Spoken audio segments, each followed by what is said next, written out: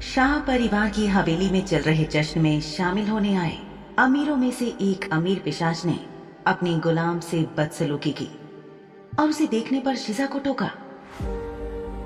इससे पहले कि वो शिजा से बहुत ज्यादा बातचीत कर पाता, शार्दुल ने बीच में आकर न केवल बात संभाली बल्कि उस अमीर पिशाच को उसके असभ्य सवालों के लिए मुंह तोड़ जवाब भी दिए। रूपेश ने शार्दुल से अपनी गुलाम के गले में पट्टा डालकर रखना चाहिए, इस बात का माकूल जवाब शार्दुल ने दे तो दिया, लेकिन शिजा के मन में खलबली मच गई। वो सोच रही थी कि कम से कम वो और शार्दुल दोनों जानते थे कि तकनीकी रूप से वो अभी गुलाम नहीं थी, क्योंकि दूसरे गुलामों की तरह शिजा की त्वचा पर गुलामी के निशान का ठप्पा नहीं लगाया गया था। शार्दुल के पास केवल गुलाम खाने से शिजा को खरीदने के बाद उसे मिले मालिकाना हक वाले दस्तावेज थे। अगर वो कागजात नहीं होते तो शिजा यहाँ से कहीं दूर चली जाने के लिए स्वतंत्र होती, या वो कागजों के साथ भाग भी सकती थी, लेकिन उसे नहीं पता था कि वो दस्तावेज कहाँ रखे गए थे। जब शार्दुल ने शिजा को अपने कमरे में अकेला छोड़ दिया था तो शिजा ने चीजों को खंगालते हुए उसके कमरे की तलाशी ली थी ताकि पता लगाया जा सके कि वो गुलाम खाने वाले दस्तावेज उसे कहाँ मिल सकते हैं, ताकि वो उनको कमरे में लगी चिमनी वाली बड़ी सी अंगीठी में फेंक कर जला सके और इकलौता सबूत मिटा सके। लेकिन अभी इस महफिल में सिर्फ शिजा नहीं थी जिसने शार्दुल के शब्दों को सुना था, बल्कि अन्य मेहमान भी थे जो उसे रूपेश से बात करते हुए बहुत ध्यान से सुन रहे थे।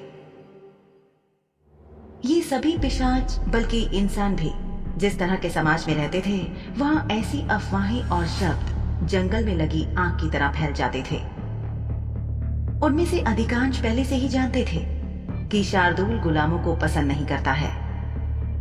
एक और बात ये थी कि बहुत सारे पिशाच और इंसान ये जानते थे कि पैसों के मामले में शार्दुल किस तरह से पेश आता है। एक ऐसे शुद्ध खून वाले पिशाच के लिए जो कि अमीर होते हुए भी मितव्ययी था, किसी गुलाम पर 5000 सोने के सिक्के खर्च कर देना उन सभी के लिए काफी चौंकाने वाला था। लेकिन ये सिर्फ इतना ही नहीं था।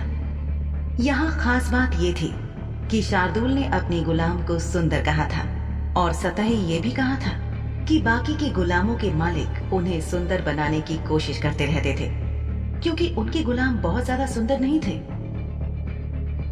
मेहमानों में से कुछ ने उस लड़की यानी शिजा की ओर देखा जो अपने मालिक शार्दुल शाह के पीछे खड़ी थी। वास्तव में वो इस वक्त कमजोर लग रही थी, उसका रंग पीला पड़ गया था। वो मेहमान जिनके गुलाम सुंदर थे, उन्हें शार्दुल की बात पर भरोसा नहीं हुआ कि उसकी गुलाम सबसे सुंदर थी। हालांकि इस बात से कोई भी इनकार नहीं कर सकता था कि सब्जी की बोरी जैसे दिखने वाली पोशाक में अच्छा दिखना बहुत मुश्किल काम था। शिजा नहाई हुई थी, लेकिन उसके बाल कई दिनों से कंघी न किए जाने की वजह से अजीब लग रहे थे।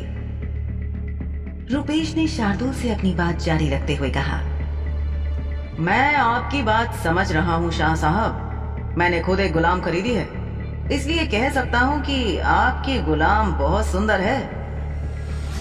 रूपेश ने शार्दुल की बात से सहमति व्यक्त कर दी और शिजा को देखने लगा।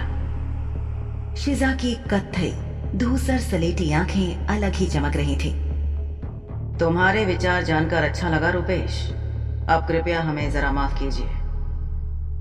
इतना कहकर शार्दुल शिजा को उसकी बाह से पकड़कर बैठक से बाहर ले गया। शिजा को पता नहीं था कि क्या हो रहा है, वो उसे क्यों बाहर लाया है, और ना ही उसने शार्दुल से कोई सवाल ही किया। एक एकांत कोने में जाकर शार्दुल अपनी आंखों में हल्की नाराजगी और बिना किसी खुशी के भावों के साथ उससे बोला, हमें कुछ करना होगा जिससे लोगों को पता चल जाए कि तुम मेरी हो, मुझे इस तरह मत देखो। शार्दुल ने अपनी 2 उंगलियां शिजा के सामने की और उसे कोई एक चुनने को कहा। शिजा ने सवाल किया, ये सब क्या है? शिजा को अचरज में देखकर शार्दुल बोला, बोलो क्या चुनोगी अपने लिए, गले में पहनने वाला पट्टा या गुलामी वाली मोहर का ठप्पा? शिजा को अचानक महसूस हुआ कि उसका सिर चकराने लगा है। और शार्दुल के दिए 2 विकल्प सुनकर उसके चेहरे का रंग उड़ गया। आमतौर पर जानवरों, खासतौर पर पालतू जानवरों के गले में पट्टा बांधा जाता था। इसके बारे में सोचते ही शिजा असहज महसूस करने लगी। पट्टा?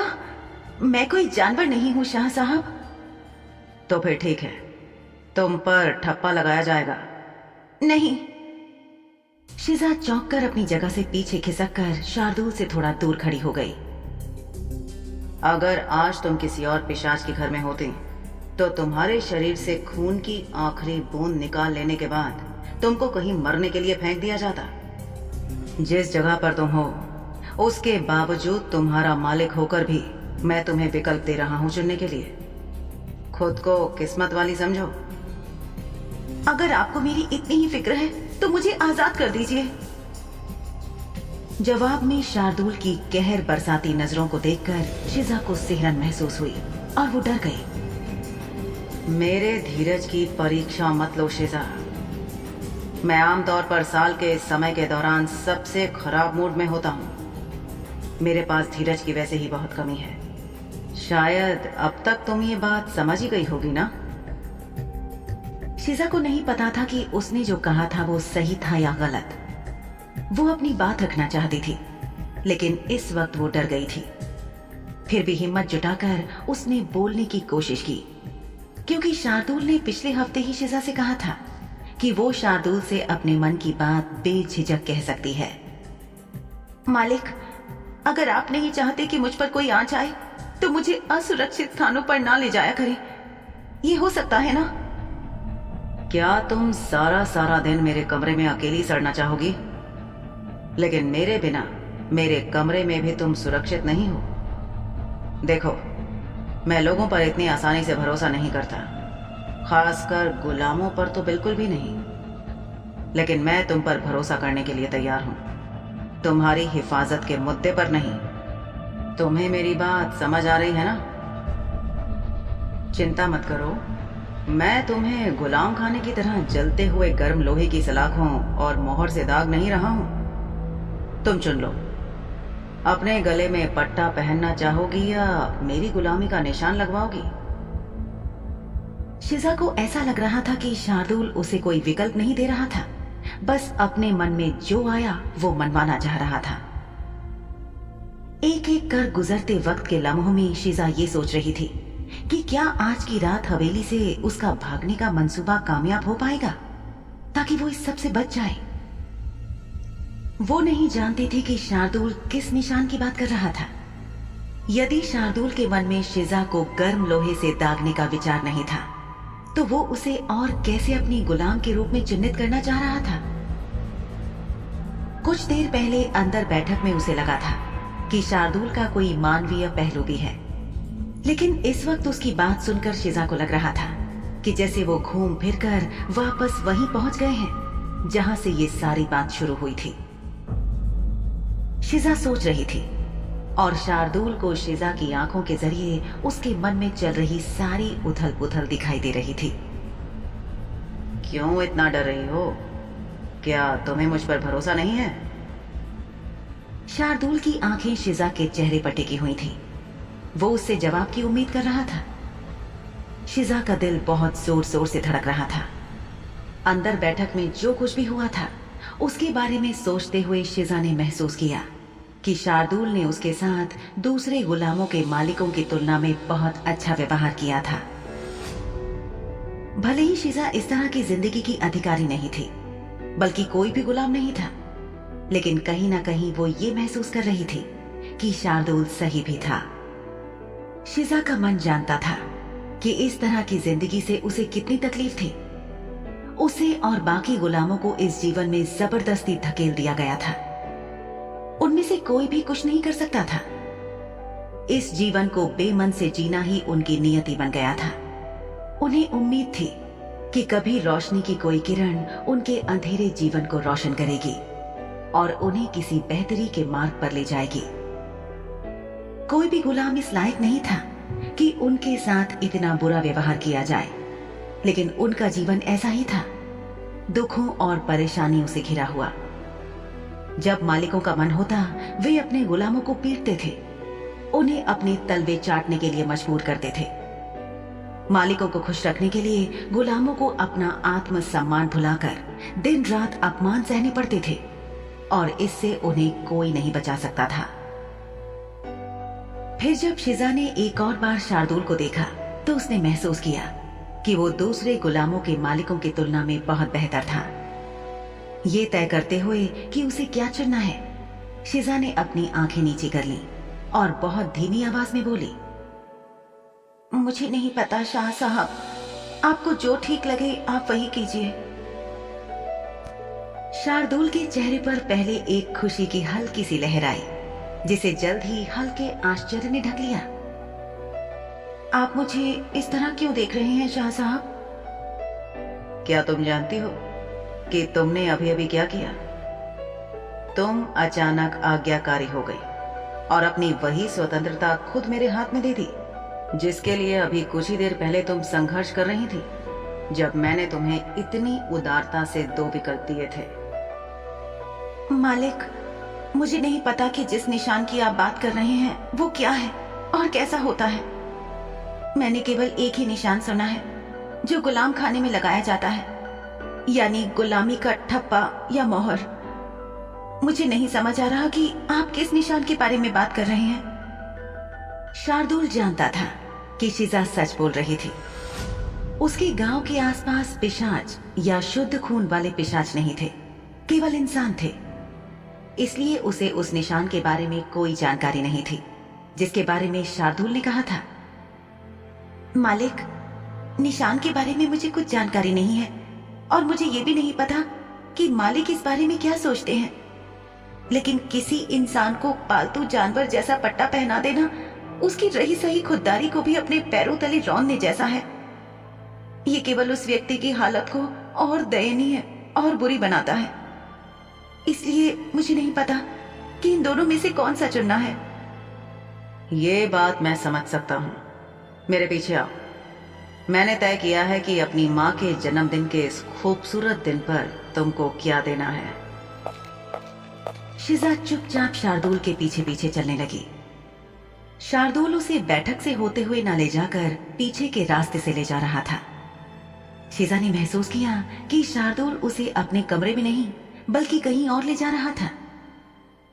शिजा सोच रही थी कि भेंट देने के नाम पर अब शार्दुल उसके साथ पता नहीं कैसा बर्ताव करने वाला था। उसने अक्सर सुना था कि कैसे अमीर लोग अक्सर खास मौकों पर गरीबों को उपहार देते थे। हालांकि ये उपहार पहले से इस्तेमाल की हुई चीजें होती थी, लेकिन उन्हें नौकरों को देने से वो लोग खुश हो जाते थे, क्योंकि वे कभी भी ऐसी चीजों को खुद खरीद कर इस्तेमाल नहीं कर सकते थे।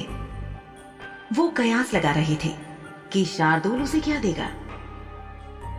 चलते चलते उसने देखा कि शार्दुल उसे उसी परछत्ती की तरफ ले जा रहा था जिसके लिए अवंतिका मालकिन ने शिजा को बताया था कि वहां पर किसी का भी जाना शार्दुल को सख्त नापसंद था।